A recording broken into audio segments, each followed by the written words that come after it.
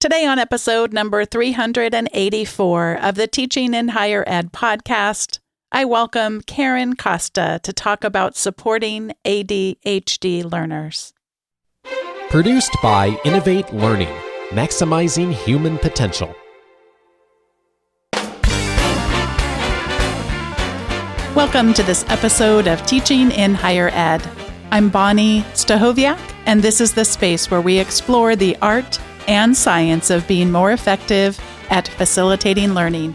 We also share ways to improve our productivity approaches so we can have more peace in our lives and be even more present for our students.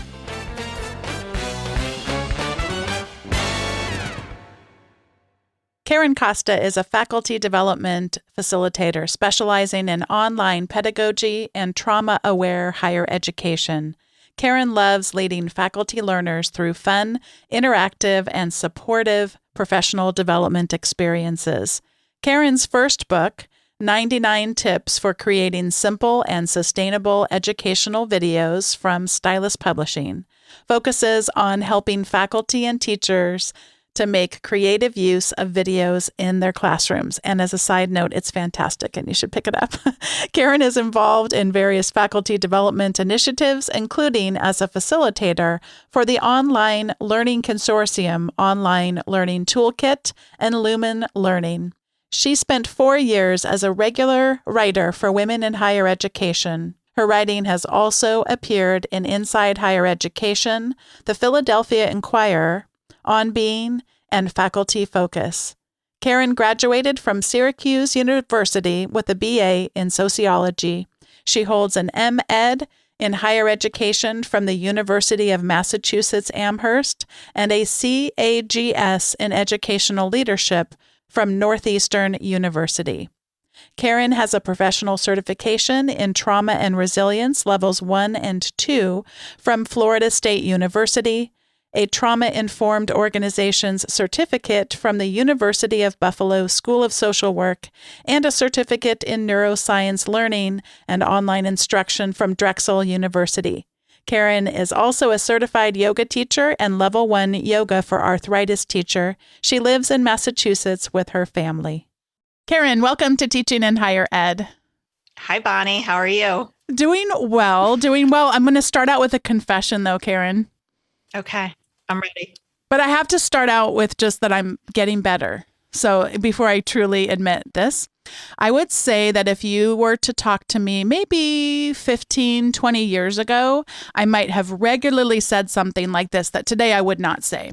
Oh, I just have such ADD today. And I would say that on a regular basis to express feeling overwhelmed, feeling distracted, feeling like being pulled in a lot of different directions. And today I wouldn't say that because I would consider it to be disrespectful to people who actually do have a diagnosis of something called ADHD. And I want to have you share a little bit about what on earth ADHD stands for and what other myths have you had people express that we get caught up in before we could really understand what this thing is. All right. So we're going to take up the entire podcast answering that, Awesome. that question. I can't wait. Oh, so where do we begin? Okay. So, well, first of all, that's very human of you. Overwhelm, distraction, forgetting what we, just planned to do. Those are all very, normal experiences that we all have. We don't all have ADHD, however.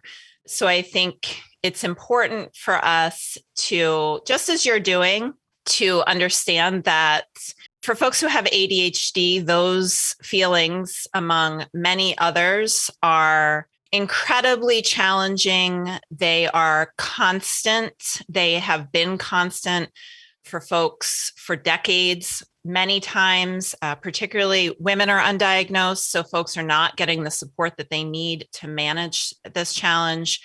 And as you said, I just want to be mindful, I think, of that, of commenting that, I missed a meeting and therefore I have ADHD. So what is ADHD? So that would be a good place to start. Attention deficit hyperactivity disorder. And I think you said ADD and ADHD. So we do now use the term ADHD. ADD, attention deficit disorder, has been phased out of the formal diagnosis process. That said, all right, we're already going to get into some of the the nuances of this. A lot of folks still use that, who have ADD or were diagnosed as ADD, still use that terminology. So if somebody says that, we certainly don't want to say, well, that's not a thing anymore. ADD is phased out. If people identify as being ADD, we want to celebrate them and support them in that. ADHD is a neurobiological condition. So it impacts people. Their brains are different at a functional, structural, and chemical level. The name of the game they are now talking about in ADHD are these neurotransmitters. So I am somebody who has a diagnosis of ADHD. When they handed out neurotransmitters, whoever was doing that, I didn't get them. I didn't get very many. So, there's just not the content there. There's just not the chemicals there for my brain to work with. And that impacts me and others with ADHD in fundamental ways.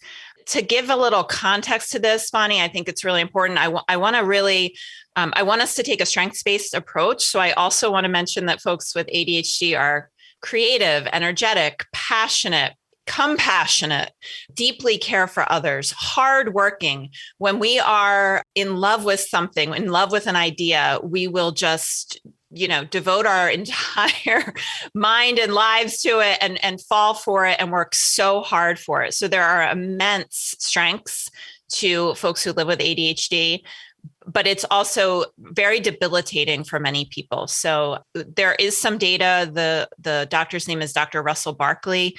He estimates that ADHD results in a reduction of life expectancy between 9 to 13 years on average. So this is folks with ADHD are much more likely to experience, drug addiction and alcohol addiction, for example. So this is very much, in some ways, a life-threatening disorder.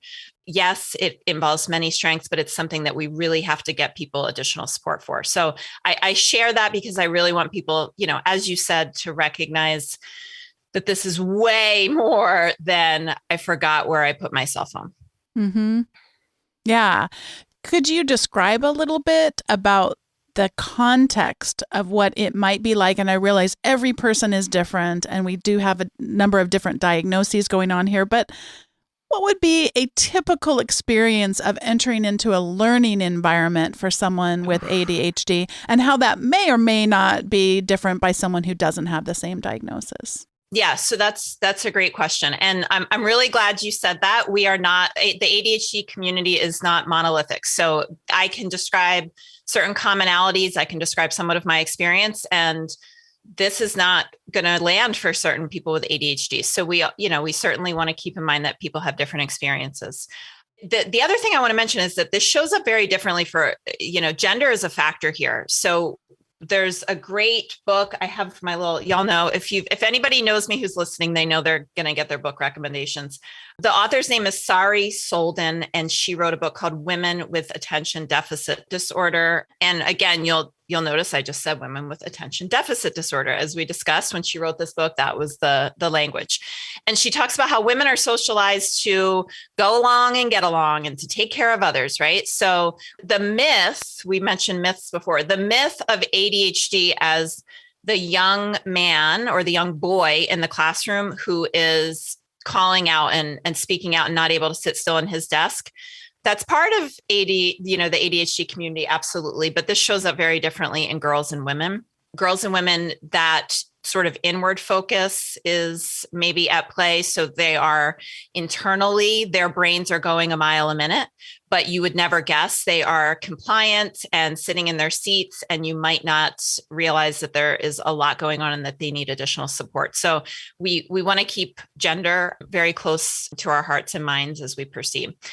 So entering an ADHD a classroom as an ADHD learner, extreme overwhelm. So in particular, just the sense that I have no idea where to begin. There is information coming at me, and I kind of want to toggle back and forth here between online, hybrid, face-to-face, whatever the heck we're calling everything now. This is true in all modalities. If I'm in a face-to-face classroom, the stimulation of the fellow students in the classroom, the noise levels, the lighting, these might all be putting me onto the verge of sort of shutdown mode or that fight or flight feeling within, 2 minutes of entering the classroom. So just extreme overwhelm, a sense of confusion. What I also want to emphasize though is for a lot of folks with ADHD, and there's some research coming out about this, that sort of the underlying foundation of all of that is a sense of this is like shame. There's something wrong with me that I feel this overwhelmed right now. There's something wrong with me that the lights or the sound, or if I'm in Zoom, all the faces, or if I'm in an online learning management system, all of the different links on the side. There's something wrong with me that I don't know what to do here. And that shame is sort of exacerbates the existing neurobiological challenges that folks with ADHD face. So a lot of people who work with folks with ADHD, learners with ADHD, are really looking at that question of shame and making sure that we're sort of being more proactive and more direct at letting our ADHD learners know that that's a very normal, it's a very normal reaction to entering an environment when you have that trait of ADHD. The other thing I'll mention there is that there are estimates that I've seen as much as 99% of folks with ADHD also have this issue of rejection sensitive dysphoria, RSD. Rejection sensitive dysphoria is basically you get any negative feedback and it is taken as just the end of the world. So when you enter that classroom and you get the sense that other people know what's going on and you don't, and you're completely overwhelmed, that shame and RSD can combine into forget this. I give up. I quit. I'm dropping this class. I'm dropping out of school. It can very quickly spiral into shutdown mode. In a welcoming classroom that is geared for folks with ADHD, that entry into a new classroom environment can be exciting and invigorating and inspiring and make us feel connected to a part of a community. But in a classroom where ADHD is not recognized and considered, it can be a really, really, really stressful experience for new learners. And I say this, I'm always taking classes because I love to learn and because I have ADHD. I mean, I've taken classes as recently as, a few months ago. I teach online and I teach other people how to teach online. When I go into a new online classroom, I almost always say, forget this, I'm quitting within the first 15 minutes of going in. But I have developed skills and strategies that help me move through that. But this is not a question of talent or skill or intelligence. I like to think I have those when it comes to online learning. It's about learning tools and strategies and supporting people to navigate that initial overwhelm. I realize this is a really basic question, but I think it might be helpful just to hear a little bit about the diagnosis in terms of what kinds of things do they test for? I mean, how would someone receive a diagnosis? And then if you can link it to any kinds of, through the interactive process, working with a disability services department, for example, what are in a higher education context, the kinds of accommodations that may come out for learners with ADHD? Okay, we're gonna really get into it now then. All right, I'm ready. I think I'm ready. So the word diagnosis is a really interesting word, and there is a lot of complexity here. So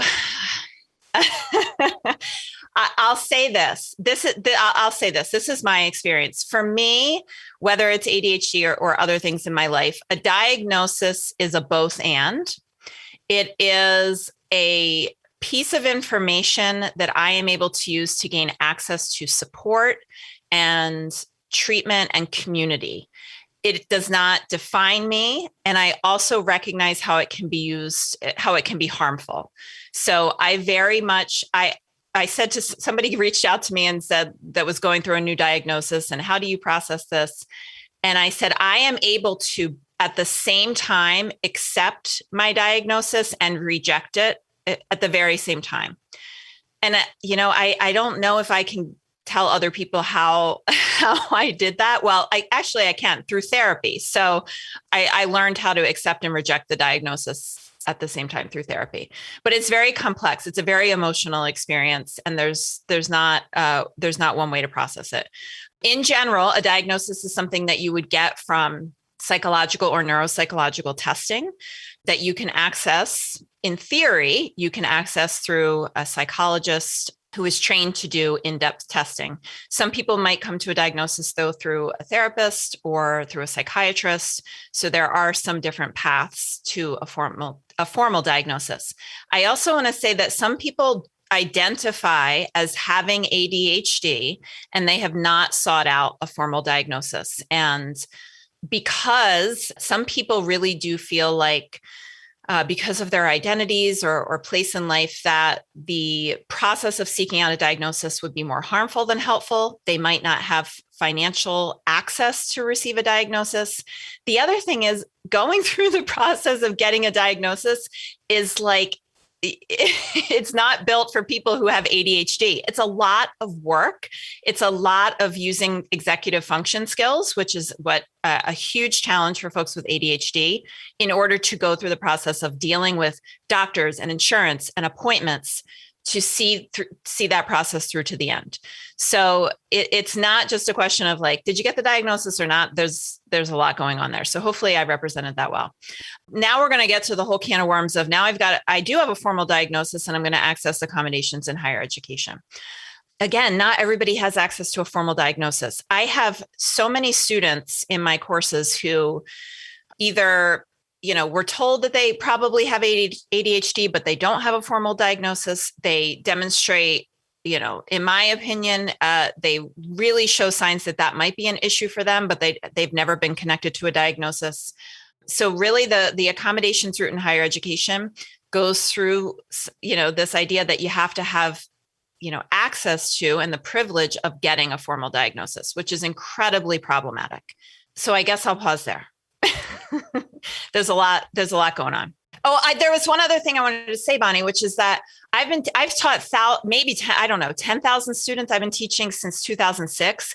I can count on both hands the number of students I've worked with, give or take, that have requested a formal accommodation in my classes. And I'm working at institutions where we have great disability and accommodation services. There's a lot of students in our classes with ADHD who are not going and seeking accommodations. They might have the formal diagnosis, but it doesn't seem worth it to them, or it hasn't been made clear to them how they can benefit from, or for whatever reason they're choosing not to. They're not seeking out those accommodations through disability services. There's a lot of students in that bucket. If we broaden our lens just for a moment and speak about all different types of disabilities, you've brought a number of themes up. One is the number of people who do go undiagnosed, sometimes because of a lack of means, like you talked about. Sometimes you shared about because the stigma would be, or the cost, what the perceived cost would be greater. And that's something I just think is so important for us to keep in mind. And then what I haven't known as much about is the formal accommodations. And it sounds like it's possible that it's because not many are given. I mean, that doesn't tend to be the route that either people choose to go, or that's just not the way things are landing. So it's interesting how your experience there parallels, because I again, those of you who are newer to teaching in higher education context, you're not going to ever know what someone's diagnosis is unless they decide to share that with you. But right. What you would probably receive from your Department of Disability Services or whatever it's called is some sort of a documentation, either a physical letter or some formal documentation that outlines what those accommodations are. And that is, at least here in the United States, we go through what we call an interactive process, where it's not just a checking off boxes and the same size fits everyone, but it should be an interactive process where the student is able to advocate for themselves, and also where the faculty members are able to consider how those needs might uniquely be able to be met within their particular learning context. So that's helpful. So if we move away then from formal accommodations, we're probably moving now into what is known as universal design for learning. What are some practices that we might put in place in our classes that could both be helpful for individuals with ADHD, but also, like so much of universal design for learning, the whole word universal might be universally helpful to other learners as well. I had a feeling UDL would come up, and that's a great question. I kind of take the middle path here, and this is a both and for me. So a lot of times when I talk about ADHD, everyone says, well, UDL, UDL, UDL. I do feel my take is we need a combination of UDL, and we need to improve the process of and the support given by formal accommodations. That UDL, it's not a magic cure for all of our ills. And I think we need to take that sort of more broad approach and match it with what is often the more personalized and specific and structured and robust support that individual accommodations can provide. So that said, I had to get that off my chest. One of the things I think that we need to do more of, sort of big picture wise, is I think we need to hear the voices of ADHD learners. And I don't think that's happening. There is a phrase in disability activism, nothing about us without us. And there is so much happening about learners and folks with disabilities without us on college campuses right now. It's pretty wild. So getting folks with ADHD involved in this conversation and asking them what they need is a really great place to start. I also want to, I mentioned before that question of shame, or that challenge of shame and RSD, is really, we're now recognizing that is sort of the foundation that we really have to address in order for people to feel well enough and motivated enough to use specific strategies. It's really hard to, for example, I use a tool on my computer called One Focus, which sets up a timer and blocks tempting websites like Twitter. It's really hard to use strategies like that when you are sort of experiencing that intense shame or that rejection sensitive dysphoria. So one of the things we can do, in addition to asking ADHD learners what they need, I think we need more positive role models on our campuses. One of the models I love is a disability culture center. So disabilities on many campuses are tied to this question of getting accommodations and a deficit-based mindset. I think this idea of having a disability culture center on campus where we look at the strengths of our students with disabilities. We hear from faculty and staff who are in a position where they are able to disclose and be open about their experiences and say, hey, I've done this, and I have, I'm a teacher here. I have my PhD and I have ADHD. I have written a book and I have ADHD. I cannot remember, no one in my college or graduate career, no positive role models with ADHD, never. Maybe a couple years ago, and I got it on Twitter. So to me, this is a huge issue. We need to start hearing from folks, and we need to start changing this mindset and breaking through some of the shame. And the other thing I'll mention is this can't just be, I'm going to give folks a handout, right? So it's got to be a more consistent approach across courses and across departments. So one of the things I'll share with folks that I love, that if I was like queen for a day, I'd wave my magic wand and make it happen.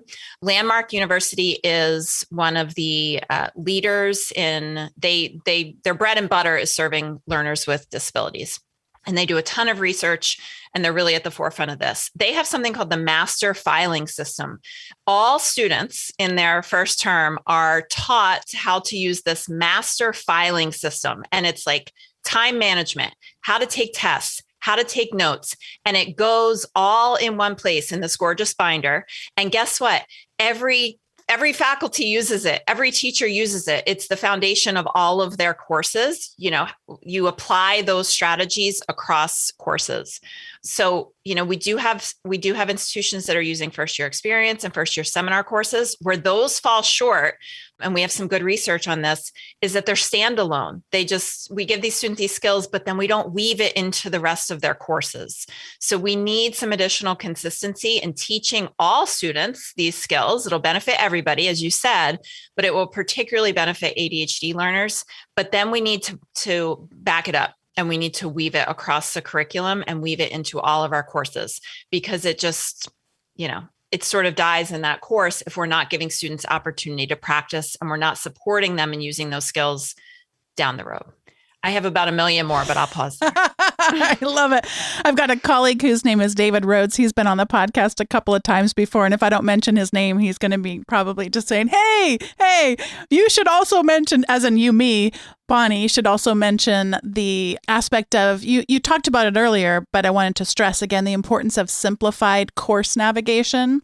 His dissertation research was on HyFlex learning, and one of the big factors in that was having simple course navigation, easy to navigate. And a lot of times you can bring in a lot of features. And in fact, in our case, we use Canvas. So if the admin turns something on, it pushes out into everybody's courses, and you can have tools up there that are kind of cluttering up the navigation that you don't really need learners to be able to see, even to be able to access them, by the way. So being able to hide those that they're not going to be able to access and really think through some levels of consistency for how things are going to be named and organized. I like that. It could tie really well to this master filing system. I really love that as an idea. You mentioned having other ideas too for how to do this and build upon the learning at places like Landmark University. Well, let me mention simple course navigation. I take a lot of classes. I'm taking an online writing class, nonfiction creative writing right now, and it's in a homegrown LMS. And one of the things they do each week is listed on the left-hand side, and then it says current week next to week 6. I've never seen this in 15 years of working in online learning. I've never seen an LMS that had this beautiful little icon next to the current week that says current week, because guess what? I don't know what, especially now, right? Because we're adding in this pandemic trauma and stress, which is exacerbating some of the very same challenges that we deal with ADHD. That little nugget is just so incredibly helpful for me, because I got to click on that, right? I'm not clicking on week 3 and then week 4. What the heck week are we in? And then I'm getting frustrated. And then comes in that shame, right? Karen, everybody else knows what week it is. Why can't you figure this out? That's part of the deal with ADHD. So that little icon, every time I look at it, I have sort of a spiritual experience. Why can't we have that? Why isn't that just standard in all of our learning management systems? And to that point, consistency across courses is really important. And I think we can balance the need for faculty to have a space to be creative and playful and to introduce novelty in their courses with some fundamental consistency. I think we can do both. Right now, I just really want folks to recognize that in most institutions, every time you start a new course, you have to basically relearn how to take that course, because everybody has a different grading system and approach and syllabus and course navigation and so on and so forth. Most of my cognitive load is going toward figuring out how we're going to do things in this course. And that leaves me very little cognitive load left to do the work of learning in these courses. The other thing I'll mention, this is big in UDL, is giving learners choice. So I love ADHD memes. And if anybody wants to learn more about ADHD, I encourage you to go on Instagram or Twitter and follow ADHD memes, because you will really learn a lot about what it's like to live with ADHD. But there was a meme the other day about people with ADHD say, I have no motivation to work on this project. And then they recreate all of New York inside of Minecraft in 1 hour. So folks with ADHD are, this idea that people with ADHD are lazy or don't care or disinterested in learning is so just absolutely ridiculous. We don't like boring things. Boredom is a physical experience for folks with ADHD. It feels like you're going to truly jump out of your skin. But when we connect with something that we're passionate about, that's interesting, just get out of our way, because we are going full speed ahead. So with that in the classroom, how do we harness that, right? You've got this amazing sort of Dr. Hollowell, a doctor who talks about ADHD, who I love and I'm obsessed with, calls it the race car brain with bicycle brakes. So the race car brain is a challenge and that we need to manage, but how can we harness the power of that race car brain? Give learners choices. Whenever possible, help them find that thing that excites them as it relates to your course and let them run with it versus everybody's got to do it this way. And it's not too interesting. It's pretty boring. And you've got to do it this way, even though you have no interest in it. Help learners adapt your course to and find a place where it meets their passion. And you can just get out of their way, to some extent, because that hyper focus will take over, which is one of the fun parts of having ADHD is when you just, my husband calls it going down the rabbit hole, and you can really let that take over. So choice can be really powerful to support ADHD learners. The other thing, though, I think that is really important, somebody on Twitter said to me the other day, ADHD folks need help landing the plane. So it may be obvious to you what you need to do and when you need to do it and how it needs to get done. ADHD folks, it's often just this sort of vortex swirling around. So ADHD learners, if you can help them and say, when are you going to do this? D-O. The due date, D-U-E, is Tuesday. When are you going to do it? D-O. So I talk to my learners about the difference between due dates and due dates. That is a concept that's really, really difficult. So helping them schedule a time to do it, setting alarms to remind themselves. Body doubling, buddying up is really helpful for ADHD learners. There's a concept called body doubling, where if you go in a working group, that the stimulation of the social environment provides that boost, that it brings in those neurotransmitters, the few that we have, and it gets them going and ramps them up, and it helps folks with ADHD focus. So having study groups for ADHD learners can be transformational and will give them that support that they need. Mm. All right. Before we get to the recommendations segment, I just wonder if there's anything you might want to add about the hyper focus. That could be something new to people if they're just learning about ADHD, because I think the stereotype is the constant changing of focus as opposed to this hyper focus. Could you talk about that a little bit more before we get over to that part of the show? Absolutely. So I have another book recommendation for folks, shockingly. The book's title is ADHD 2.0. The authors are, I already mentioned, Dr. Hollowell, and I love him and I'm obsessed with him because he has a TikTok account where he posts these funny little TikToks, and he always says ADHDers should get dogs, which just I love. And it's co-authored by Dr. Rady, both of whom have ADHD and have written prolifically about this topic and others, and are I mentioned before the importance of role models. It's incredibly helpful for me and other ADHDers to hear from folks who do this work. They mention, and this is kind of a new thing in ADHD world, this concept of ADHD, attention deficit hyperactivity disorder.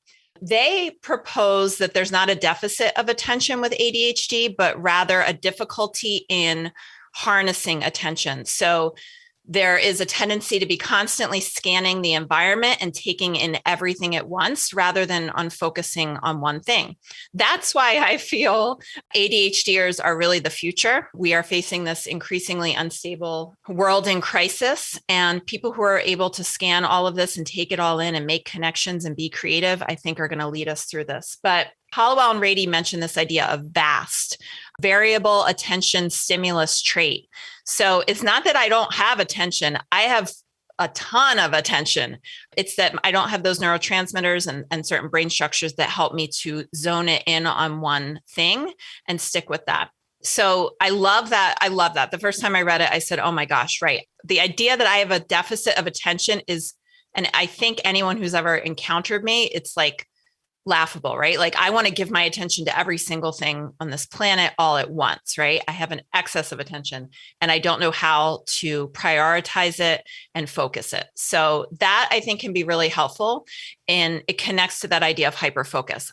When I love something and am passionate about it and I'm excited about it, I order every book about it. I go online and do all this research on it. I start writing about it. I bring it into my art. I'm talking to my family about it. That is that hyper-focus mindset. And we can really use that as an asset and to help celebrate. Like the goal here is not to make ADHD learners like neurotypical learners. The goal here is to help ADHD learners celebrate their strengths and get support for their challenges. And hyperfocus is a great example of that. Thank you so much for that. All right. Well, this is the time in the show where we each get to share our recommendations. And mine is actually one that I had wanted to share a long time ago. And you mentioned sort of losing all track of time. I can't remember how long ago it was, but a past guest, whose name is Anne-Marie Perez, she had shared on Twitter a long time ago about a poem that her mother had written. Her mother was a teacher for many, many decades. And I had set it aside and then somehow lost it. And I had it in the system that I wanted to share it, but then I couldn't find it again to share it. And I tried all my Twitter searching and I couldn't find it. And I finally gave up and asked her if she'd be willing to share it again. And she replied and said, "It's great to hear from you. I'm so pleased you want to share my mom's poem/prayer. She would have felt so proud and honored." And so it's been a while in coming, Anne-Marie, but thank you for resharing your mom's poem. And it just brings, it's so important to me, just so many of the things that she shared. I just love that she can live on in this way for us. So this is just for you. Slow me down, Lord. Slow me down. Ease my pounding heart. Quiet my racing mind. Soothe my frayed nerves. Relax my tired muscles. Teach me the art of taking minute vacations, of listening to the mind of God and drawing forth from it new light, new strength, and new hope. Slow me down, Lord. Slow me down. And that was by Rita Perez. She wrote this in 1985. We're on the same wavelength, Bonnie. So my recommendation, this was incredibly difficult for me to pick one thing. You're allowed to have more than one. Maybe I should have told you that before we started.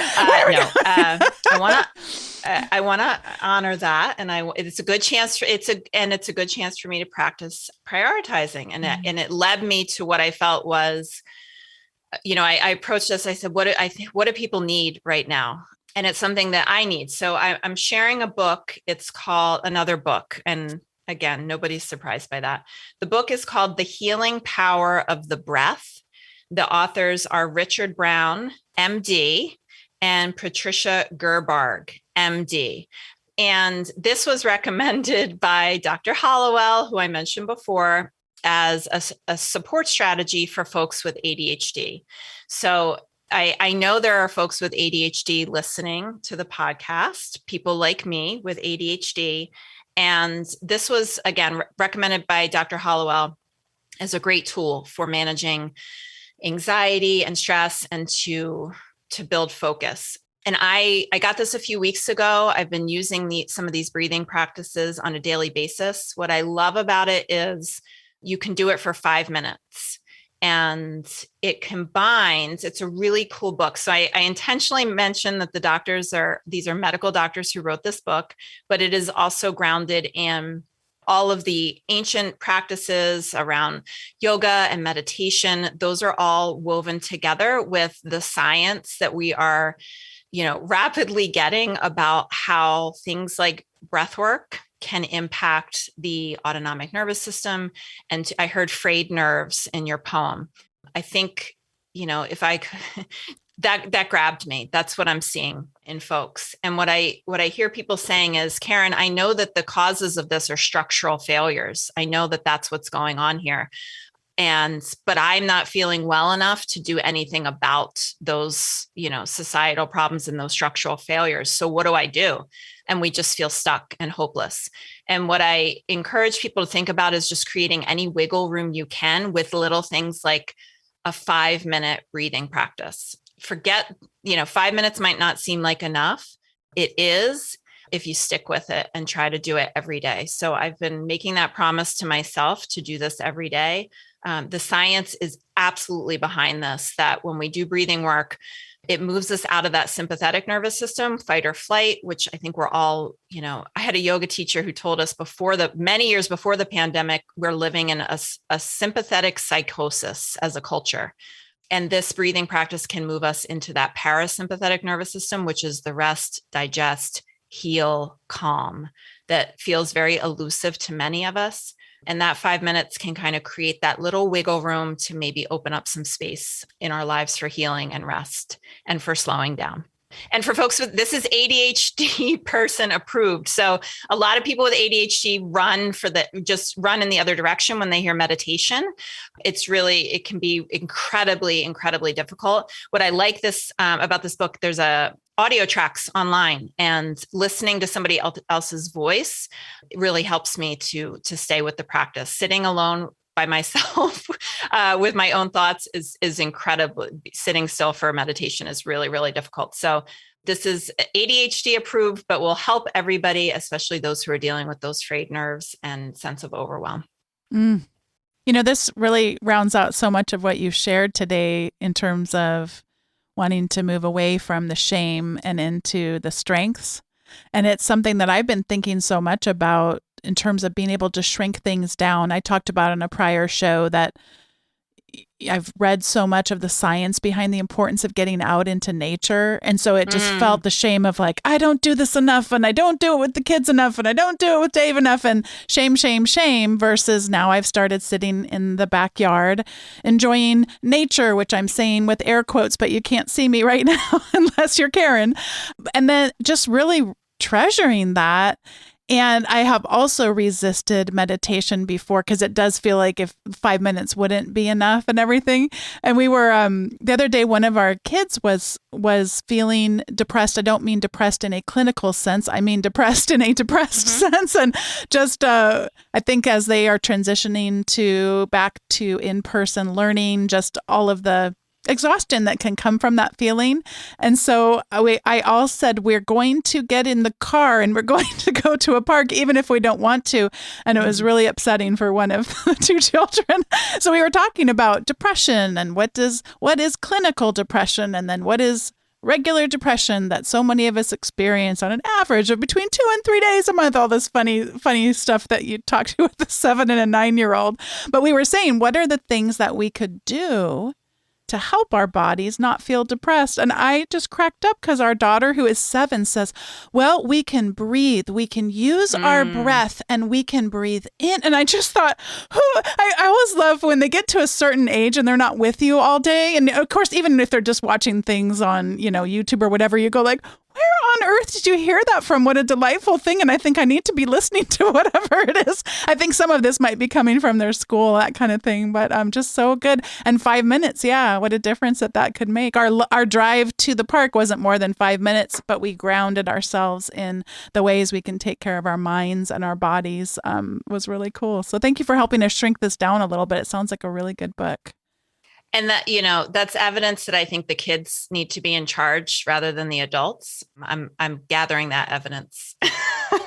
They, from the mouths of babes and all. But if we want to come at this from sort of a philosophical, spiritual lens, there is this idea that we know how to live, and we know how to do this, and we have everything that we need. And it's not a question of learning, but really remembering how we are supposed to live, and forgetting so many of the things that have been taught to us about what it means to be human and to find value in life. So that breathing, it's so interesting. And I have a yoga teacher background, but when you start to pay attention to your breathing, you realize how shallow your breaths are. And just this practice, 5 minutes a day of extending the breath, it does sort of take over, because I do feel like it's our birthright, or it's part of what it means to be human. If we just give it a little attention, just 5 minutes of attention, it catches on, because it's who we are. We're not meant to take these shallow breaths. So find some wiggle room, and 5 minutes. And I know all y'all are overachievers listening to this. So you're going to say 5 minutes. Sure, Karen. No, I'm going to do 20 minutes, but it's got to be sustainable, folks, right? So 5 minutes, promise me you're not going to try to overachieve and go right to 20, because then you might get overwhelmed and give up on it. So 5 minutes for maybe a week or two, and then report back and let me know how it's going. Karen Costa, thank you so much for coming on the Teaching in Higher Ed podcast and sharing this glimpse of your life, your work, your teaching, and with a lens on how we can be more supportive of ADHD learners. I so enjoyed getting to talk to you. I think I read your words practically every day of my life on Twitter, but it's so fun to have this opportunity one-on-one. And I want to thank you, Bonnie, for all that you do. And I just cannot imagine the amount of work and persistence and energy that it takes to keep this podcast going and to offer this amazing resource for everybody in higher ed. So adjuncts can access it. Everybody at every type of institution all around the world can access this. It's such an amazing service. And I'm sure it takes a lot of your time and heart and energy. So thank you. Oh, Thank thanks. you. It's a joy to be in community with so many like you. Thank you to Karen Costa for joining me for today's episode of Teaching in Higher Ed, and thanks to all of you for listening. I hope you got some good ideas for how to better support ADHD learners, and for those of you who also are ADHD, some good ideas for you in your learning and your work. And if you have yet to sign up for the weekly update from Teaching in Higher Ed, you'll receive all of the show links from the most recent episode, along with some other recommendations that don't always show up in the show. You can subscribe at teachinginhighered.com/subscribe. Thanks so much for listening, and I'll see you next time.